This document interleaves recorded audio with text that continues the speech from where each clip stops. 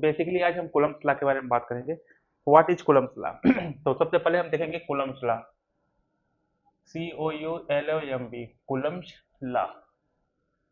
Coulomb's law, यहाँ पे लगा लो S. Coulomb's law, Coulomb's law क्या कहता है कि अगर यहाँ पे कोई चार्ज है, ये एक चार्ज बहुत छोटा चार्ज है, इसको बोलते हैं point charge. Q is a point charge, Q is a point charge. ये क्यू आपका पॉइंट चार्ज है, यहाँ पे है। पॉइंट चार्ज का मतलब होता है very small charge. Point charge का मतलब होता है very small charge. Charge point charge का मतलब होता है वेरी स्मॉल चार्ज। अब ये यहाँ पे है वेरी स्मॉल चार्ज, एक छोटा सा चार्ज है यहाँ पे रखा है, एक छोटा सा चार्ज है यहाँ पे रखा है ऐसे क्यू। इसको समझो कि एक पॉइंट चार्ज है क्यू। हम थोड़ा सा इसको लिख लेते हैं क्यू, और इसकी वजह से, इस स्मॉल चार्ज की वजह से इसके चारों साइड में एक फील्ड आता जाएगा। क्या आएगा? एक फील्ड, एक ऐसा फील्ड क्रिएट होगा जिसमें एनर्जी होगी। तो समझ लो कि हम, अच्छा, यहाँ पे होगी सबसे ज्यादा जो फील्ड होगी, स्ट्रेंथ होगी, वो यहाँ पे होगी, पास में होगी।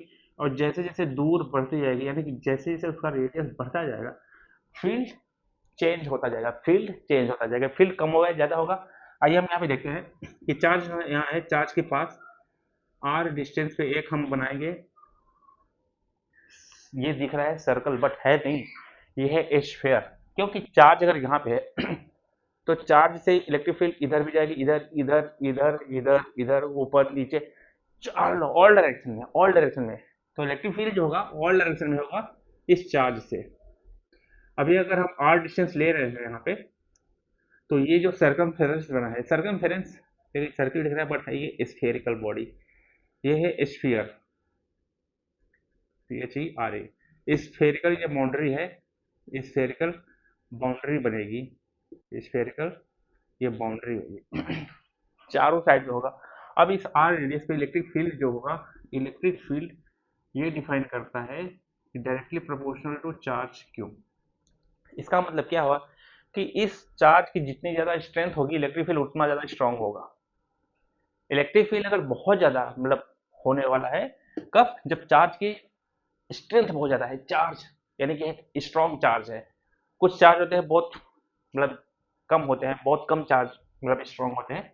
ये चार्ज की इंटेंसिटी बहुत स्ट्रॉन्ग है, यानी कि बहुत ज्यादा हाईली चार्ज है। अच्छा, हमने एक चीज बताया कि मान लो यहाँ पे एक चार्ज क्यू है, तो इसके पास में फील्ड बहुत ज्यादा होगा, थोड़े से दूर जाएंगे तो इलेक्ट्रिक फील्ड थोड़े से कम होता जाएगा, कम होता जाएगा, कम होता जाएगा। यानी कि जैसे जैसे आर बढ़ रहा है, जैसे जैसे आर बढ़ रहा है, वैसे वैसे इलेक्ट्रिक फील्ड भी चेंज हो रहा है। चेंज होने का मतलब कम हो रहा है, यानी कि electric field is direct inversely proportional to 1/r²। ऐसा पाया गया है, एक्सपेरिमेंटली पाया गया है।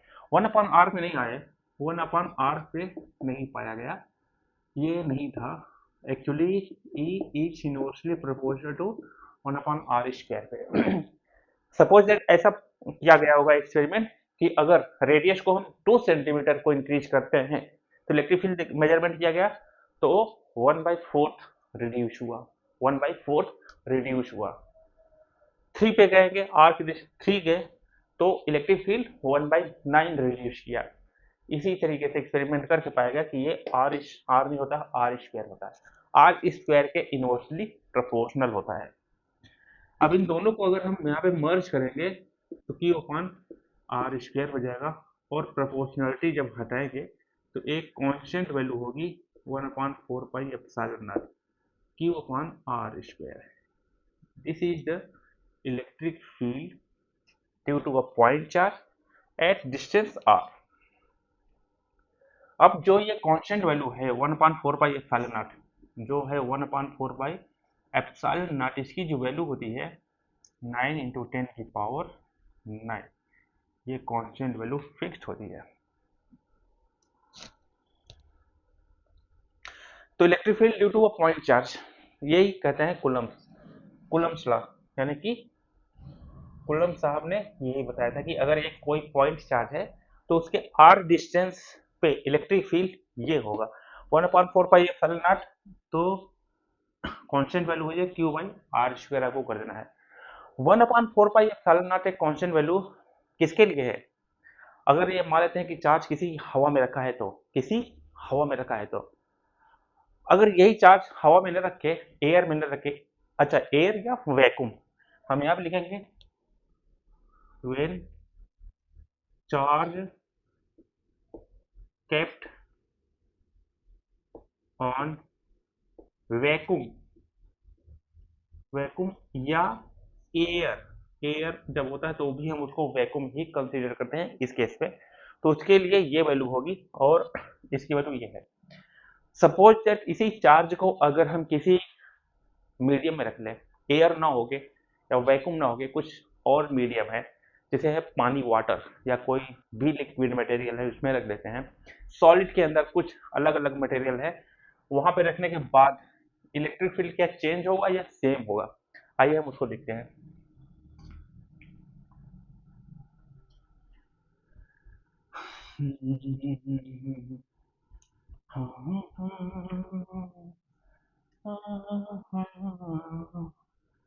तो अब हम यहाँ पे देखने वाले हैं कि इलेक्ट्रिक फील्ड क्या होगा when charge kept on a dielectric, when a charge kept in an medium, medium in a medium, in a medium, medium in a, in a medium,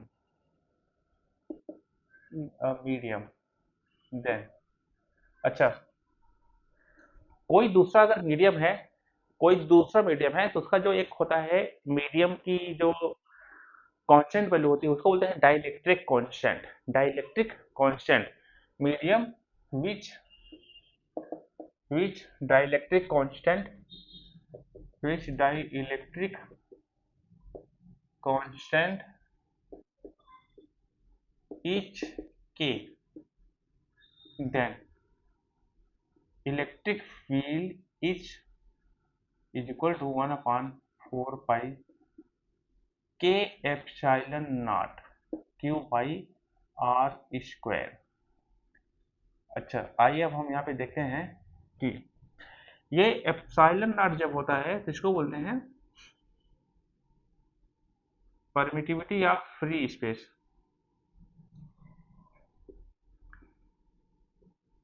permittivity of free space,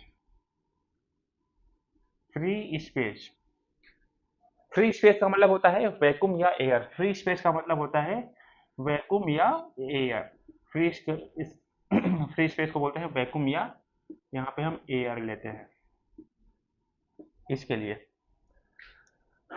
but अगर कोई दूसरा medium है जहाँ पे free space नहीं है, हवा भी नहीं है, और वहां पे मान लो कोई दूसरा मीडियम आ गया, पानी आ गया, वाटर, कुछ और भी चीज आ गया, या कोई गैस के पार्टिकल आ गए ढेर सारे, डेंसिटी उसकी हाई हो गई, उस केस में एप्सिलॉन को हम किस चीज से रिप्लेस करेंगे?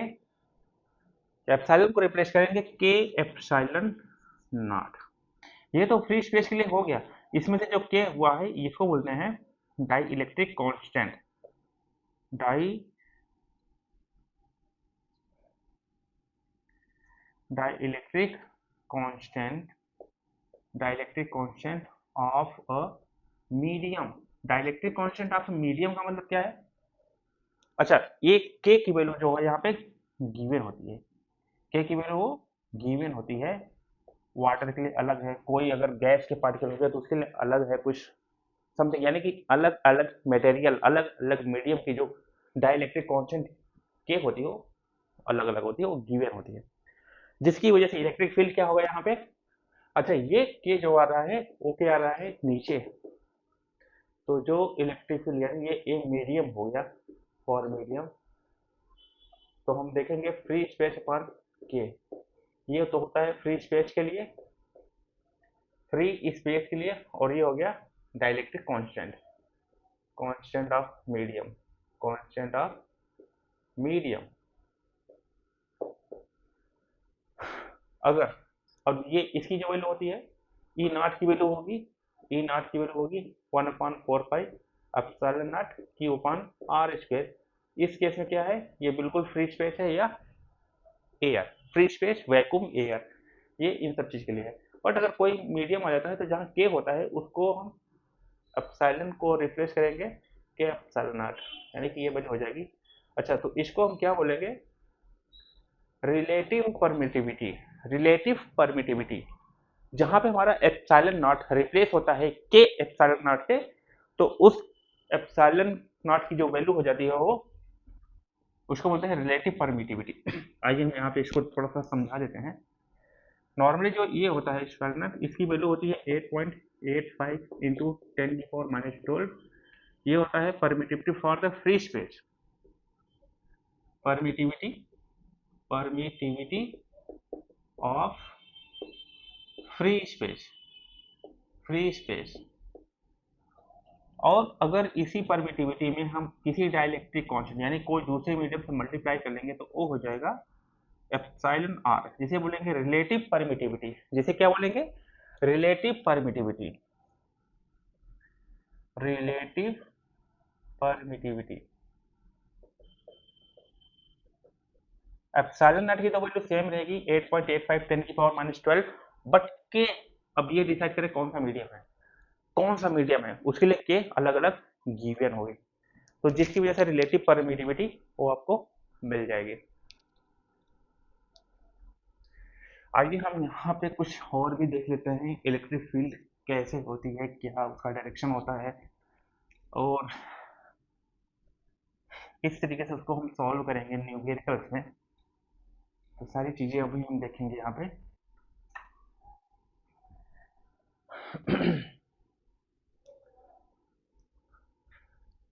इलेक्ट्रिक फील्ड में अगर हम देखते हैं तो यहाँ पे एक चार्ज यहाँ क्यू है। अगर ये पॉजिटिव है तो इलेक्ट्रिक फील्ड यहाँ से बाहर निकलेंगे, ऐसे बाहर की साइड में जाती हुई, है ना, ठीक है। अगर यही चार्ज हमारा निगेटिव है तो इलेक्ट्रिक फील्ड अंदर आती हुई, उनका डायरेक्शन केवल चेंज होगा, मैग्नीट्यूड सेम रहेगा, कुछ ये अंदर जाते हुए उसका डायरेक्शन होगा। स्ट्रेंथ जो मैग्नेट इलेक्ट्रिक फील्ड की जो स्ट्रेंथ होगी वो सेम होगी, पर डायरेक्शन चेंज होगा। पॉजिटिव चार्ज और निगेटिव चार्ज में केवल अंतर आता है, तो केवल डायरेक्शन का आता है, इलेक्ट्रिक फील्ड का डायरेक्शन चेंज होता है। मैंने बताया था इलेक्ट्रिक फील्ड अगर आर डिस्टेंस पे निकालना है आपको, तो आर डिस्टेंस पे इलेक्ट्रिक फील्ड की जो वैल्यू होगी वो होगी 1/4 pi epsilon naught Q by are square. अगर हमें यहाँ पे कहेंगे 2 माइक्रो कूलम का एक चार्ज है और 1 सेंटीमीटर पे इलेक्ट्रिक फील्ड क्या निकलेगा, R is equal to 1 centimetre.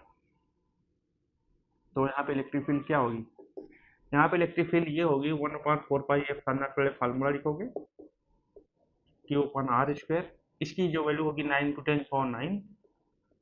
Charge हमारा दिया है 2 माइक्रोकूलम, 2 × 10⁻⁻6। अच्छा, माइक्रोकूलम पता है ना, क्यू की जो वैल्यू होती है 2 माइक्रोकूलम, इट मीन्स 2 × 10⁻6। माइक्रो को हम करते हैं 2 10⁻, सॉरी माइक्रो को लिखेंगे हम 10⁻6। 2 तो यहाँ पे 2 मैग्नीट्यूड है, माइक्रो को हम कन्वर्ट करेंगे, माइक्रो का मतलब होता है पावर 6, -6, सॉरी -6 अपॉन में आर स्क्वायर कितना है 1 सेंटीमीटर। जो 1 सेंटीमीटर हमेशा देखा जाता है, तो हमें डिस्टेंस को एसआई यूनिट में रखना पड़ेगा। एसआई यूनिट का मतलब होता है ये मीटर में होना चाहिए 10⁻², 10⁻² का होल स्क्वायर। अब इसको सॉल्व करेंगे तो इलेक्ट्रिक फील्ड हमारा मिल जाएगा ड्यू टू 2 माइक्रोकूलम की चार्ज की वजह से 1 सेंटीमीटर डिस्टेंस पे कितना इलेक्ट्रिक फील्ड होगा, वो ये होगा। इसको हम सॉल्व कर लेते हैं।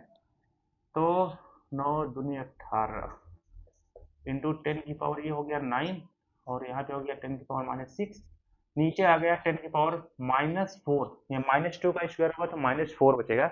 अब ये -4 ऊपर जाएगा, -4 ऊपर जाएगा तो क्या बनेगा +4। तो यहाँ पे हम इसको सॉल्व यहाँ पे करें।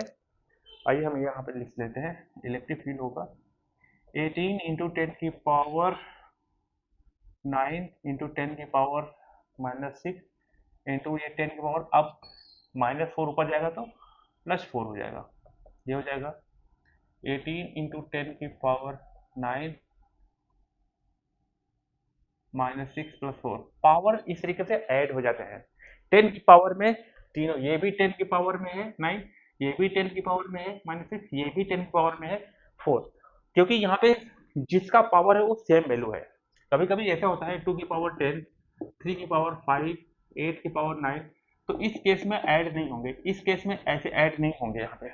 अगर 2 की पावर 3 इंटू 2 की पावर 4 इंटू 2 की पावर 6, तो यहाँ पे 2 की पावर 3 + 4 + 6, ये चीज़ सही है, ये चीज़ यहाँ पे हम इसको नहीं करेंगे अभी सॉल्व ऐसे, ये चीज़ हो जाएगा। ये सेम की पावर अगर कोई वैल्यू आती है तो सेम वैल्यू होती है यहाँ पे, और पावर सारे के सारे ऐड हो जाते हैं, इसलिए यहाँ पे देखेंगे सारे पावर ऐड हो जाएंगे। ये नेगेटिव था, इससे नेगेटिव के साथ ऐड हुआ है। अब हम यहाँ पे लिखेंगे 18 इंटू 10 की पावर, इसको सॉल्व करोगे तो 9 4 13 6 7 7, आंसर इज ये आएगा, इलेक्ट्रिक फील्ड की वैल्यू